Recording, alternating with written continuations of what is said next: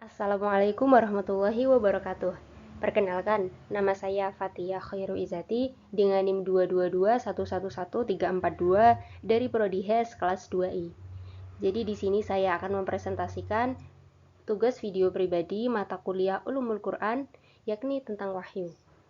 Jadi di sini ada beberapa subbab yang akan saya bahas. Yang pertama, pengertian wahyu. Yang kedua, fungsi wahyu. Yang ketiga, kekuatan wahyu.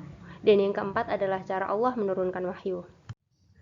Oke, memasuki subbab yang pertama, yaitu pengertian wahyu. Jadi pengertian wahyu itu dibagi menjadi dua, yaitu secara bahasa dan secara istilah.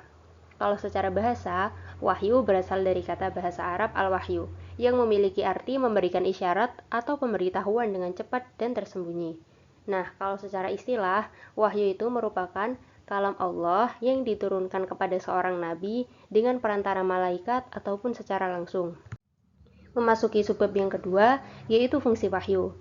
Wahyu memiliki fungsi yaitu memberi informasi bagi manusia.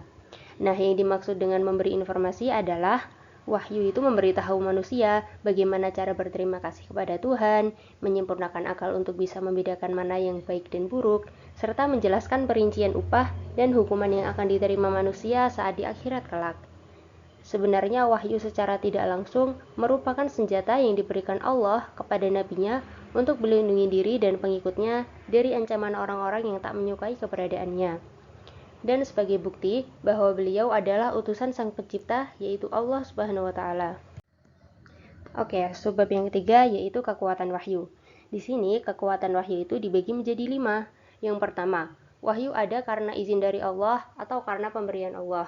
Yang kedua, wahyu lebih condong melalui 2 mukjizat, yaitu Al-Quran dan As-Sunnah. Yang ketiga, wahyu itu membuat suatu keyakinan pada diri manusia. Yang keempat, untuk memberi keyakinan yang penuh pada hati tentang adanya alam gaib. Dan yang kelima adalah wahyu turun melalui para ucapan nabi-nabi. Subbab yang terakhir yaitu cara Allah menurunkan wahyu. Jadi Allah itu menurunkan wahyu melalui 2 cara. Yang pertama, tanpa melalui perantara. Yang kedua, melalui perantara malaikat. Kalau tanpa melalui perantara, itu juga dibagi menjadi 2. Yang pertama, mimpi yang benar dalam tidur. Contohnya, mimpi Nabi Ibrahim agar menyembelih anaknya Ismail. Yang kedua, kalam ilahi dari balik tabir tanpa melalui perantara. Contohnya, ketika Nabi Muhammad itu melakukan Isra Mi'raj. Nah, kalau yang melalui perantara malaikat juga dibagi menjadi 2. Yang pertama, datang dengan suara seperti gemerincing lonceng, dan yang kedua adalah malaikat datang kepada Nabi dalam bentuk manusia, yakni sebagai seorang lelaki.